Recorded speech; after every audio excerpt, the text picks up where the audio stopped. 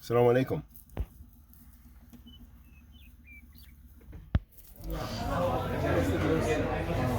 Assalamu alaikum wa rahmatullahi wa barakatuh. Alhamdulillah wa salatu wa salam ala nabiyyina Muhammad wa ala alihi wa sahbihi wa sallam. Amma ba'd. Habibti fillah, I just want to call to your attention as we're coming to the end of Ramadan that as a reminder about the zakat al-fitr. Zakat al-fitr is the money that you pay for each family member at the end of Ramadan, and it's for even some of the khalal or mistakes that we make in Ramadan, but anyway, it is legislated by the Prophet sallallahu alaihi wasallam.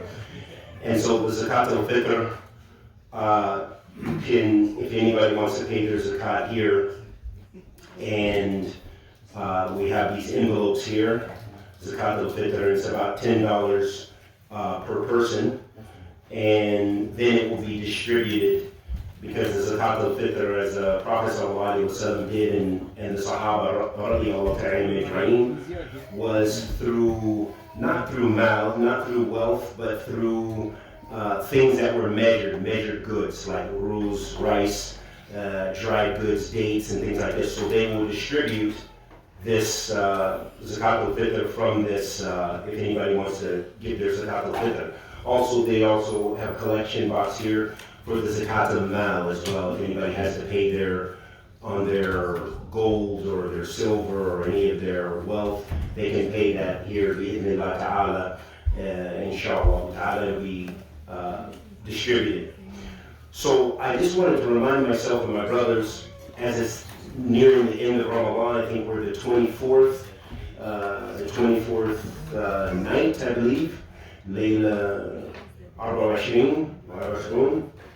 We're in the 24th night of Ramadan, so we want to be cognizant of this time, this blessed time from Allah subhanahu wa ta'ala, so that way we remember Allah and we do righteous and good deeds before this Ramadan is over. And some of the most important deeds that we can do, first and foremost, is of course the reading the book of Allah subhanahu wa ta'ala, reading the Quran. And Allah subhanahu wa ta'ala says, في كتابه العزيز شهر رمضان الذي أنزل فيه القرآن. Allah subhanahu wa ta'ala says that the month of Ramadan was the month in which the Quran was revealed. So that gives specific significance to reciting the book of Allah. Recite the Quran as much as possibly can. روي الإمام أحمد والطبراني في حديث حسنه باب العلم. In a hadith of the Prophet sallallahu alaihi wasallam, إن الله أنزل القرآن ليلة الرابع وعشرين. So there's a hadith that some of the scholars said, has a level of authenticity, in which the Prophet Muhammad sallallahu alaihi wasallam said that Allah, the Almighty, revealed the Quran the 24th night.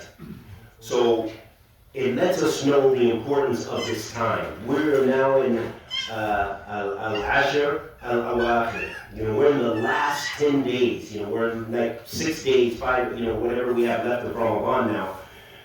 And Allah subhanahu wa ta'ala says, في كتابه العزيز إِنَّا أَنزَلْنَهُ فِي لَيْلَةِ الْقَدْرِ. Verily we have revealed it on the night of power. So these times, look for the night of power, meaning in the Qiyam al-Layl, after Salat al-Isha, praying Taraweeh, and even getting up after Taraweeh to pray to Allah subhanahu wa ta'ala. Kathra, if you can, raka'at, and especially now that we're on the weekend. We're on the weekend, so most of us don't have to work. So use this 9, even if you have some qahwa or some shai, to keep you awake. Try as much as possible to gain this night, because after this, it will be closed. The shayateen will be unshackled, after Ramadan, and things will go back to normal. You will still get immense reward for Qiyam al-Layl, but not like Ramadan. This fadl, this superiority, this excellence is now during this time. This is it. This is our blessed time to gain benefit. So read the Quran as much as possible and strive to pray to Allah subhanahu wa ta'ala. Another point I want to mention is that Ummana Aisha radiallahu ta'ala anha, she mentioned about the Prophet sallallahu alaihi wasallam in these last days, in the last 10. قالت كان النبي صلى الله عليه وسلم يجتهد في عاشر الأواخر من رمضان ما لا يجتهد في غيرها. So the Prophet sallallahu alaihi wasallam, that he used to strive, he used to make immense effort during the last 10 days. Immensely. This was the time. It wasn't the time to get lazy and, I'm tired now, I've been fasting so much. La. Nabiyyuna Muhammad sallallahu alayhi wa sallam bil-aks. He was the opposite. Now he really even gave more effort, more sadaqah, more salat, more dua, more Quran, reading the Quran, the book of Allah subhanahu wa ta'ala. So when we recite the Quran during this time, and any time, we want to read it, we want to recite it, we want to contemplate its meanings, learn the tafsir. So that it's not just our tafsir based on our intellect. Like, oh, I understand it like this. What do you think? What do you think? That, go to the tafsir. The tafsir of the Sahaba and the Tabi'een. Radiyallahu anhum ajma'een. Also, this is a time that when you're reciting the Quran, you also want to make sure your iman. Check your iman. Your iman, your faith. That's what makes us brothers. That's why we came together here today, was iman. We're brothers in Islam. Allah subhanahu wa ta'ala says, إِنَّمَا الْمُؤْمِنُونَ إِخْوَةٌ. Verily, the believers are brothers. So you want to strengthen your iman, strengthen your knowledge of Tawheed, the worship of Allah alone. That you're fasting for Allah, you're praying to Allah, you're giving zakat al-fitr, lillah. You are zakat al-mal, paying zakat al-mal, lillah. And you're praying in the depths of the night to Allah. And you're supplicating to Allah subhanahu wa ta'ala. That's it. There's no one else, there's no one in between. We don't have to go like some of the communities. They go to the priest, they go to the preacher, they go to the rock, they go to this one, they make tawbah to the priest or whatever. That, in Islam, we worship Allah subhanahu wa ta'ala alone. We don't need an intercession. Our intercession is following the sunnah of the Prophet ﷺ, following what he left in his statements and his actions and so forth, and the way he dealt with people, sallallahu alaihi wasallam. And so then the last point of that is practicing the Quran. Because Aisha, radiallahu anha, she was asked about, so how was the manners of the Prophet sallallahu alaihi wasallam? How was it? She said, khuluquhu al-Quran. His manners were the Quran. That if you want to know how the Prophet ﷺ was in the dunya, then read the book of Allah subhanahu wa ta'ala. And then you'll understand who the Prophet was sallallahu alaihi wasallam and how he lived his life and what he did.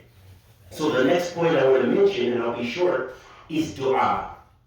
You don't have to make dua to anyone, through anyone, make your dua to Allah. And now with the gates of mercy being open and the doors of the hellfire being closed, this is the perfect time to make dua. Now, 10 minutes from now, half hour from now, in the depths of the night, after Fajr, in the sujood, all those times, because it's Ramadan. So now there's even a better opportunity for you to have your dua accepted. Allah subhanahu wa ta'ala says, في كتاب الكريم, ادعوني استجب لكم إن الذين يستكبرون عن عبادتي سيدخلون جهنم داخلين.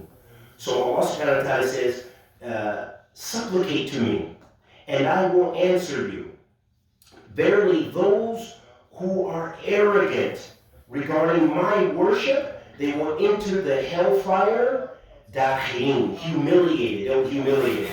A great faida or benefit that the scholars mention with this ayah is that, so the person who's arrogant in this life and they don't want to worship Allah, or even a Muslim can be kind of arrogant, maybe they don't make a lot of dua to Allah, they forget. Don't be like that.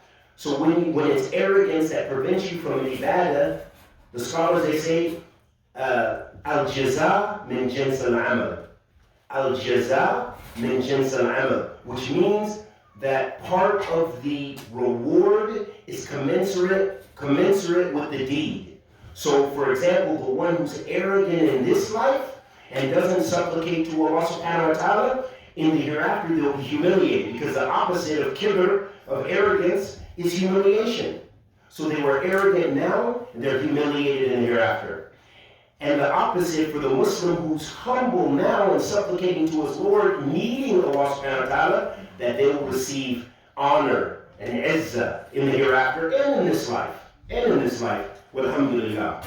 The last point I want to mention, which we already know, is the Qiyam Ramadan. You know, this night prayer, you know, praying Taraweeh together, and even after Taraweeh, to get those raka'at in.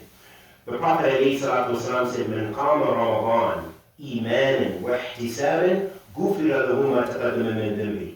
Whoever prays, you know, and prays like the night prayer in Ramadan, Allah will forgive all of their previous sins. Also in another narration, the Prophet ﷺ said, "Man qama laylatul qadr, ghufira lahu ma taqaddama min dhanbi." Whoever is praying during the night of power, their sins will be forgiven. And we know all the immense benefits. I hope we know all the immense benefits of praying if we catch Laylatul Qadr. So don't miss even one night. If you can't make it to the Masjid, make sure you're praying something. Try to pray at your home, you know, and with your family. Lead your family, because we don't want the women to miss this benefit too. So we're men. As men, we need to lead our household and make sure, make sure our families are gaining the reward from Allah subhanahu wa ta'ala. So those are just some reminders, reminding myself and my brothers. Also, the last point, give kathra to sadaqah as well. Because the Prophet ﷺ, made that ijtihad in every kind of khair, every kind of good deed. Even if it's smiling, you don't have much money, smile at your co-workers. Smile at the people for the sake of Allah subhanahu wa ta'ala. And even the best thing you could tell somebody is something about Islam. And just say, oh, I'm a Muslim, we're fasting, I just wanted to share that with you so you could gain some of the joy. Whatever it is, open the door about Islam. The people need to know and hear about our Islam. That is a duty upon us. The Prophet ﷺ said, "Balagh anni walau ayah." Say something about me, even if it's one verse. So we don't want to be incognito and hiding from the people. No one knows you're even a Muslim. Share something small with the people, because maybe someone will be guided. The Prophet ﷺ said to Ali ibn Abi Talib radiallahu ta'ala, he said that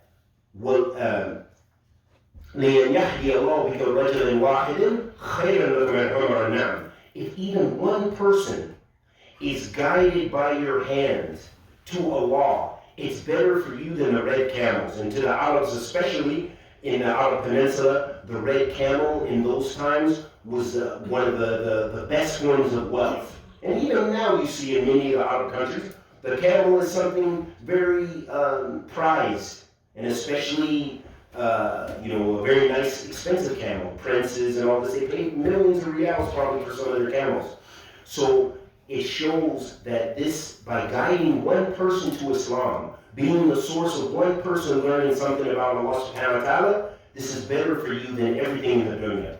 When we ask Allah subhanahu wa ta'ala, the Almighty, to accept our good and forgive our evil, protect us from kulli su wa makruh. May Allah tabarak wa ta'ala bless us with ikhlas, with thabat ala sunnah al-Nabi sallallahu alayhi wa sallam. ربنا آتنا في الدنيا حسنة وفي الآخرة حسنة وقنا عذاب النار. ربنا لا تزغ قلوبنا بعد إذ هديتنا وهب لنا من لدنك رحمة إنك أنت الوهاب. وصلى الله وسلم على نبينا محمد وعلى آله وصحبه وسلم. بارك الله فيكم.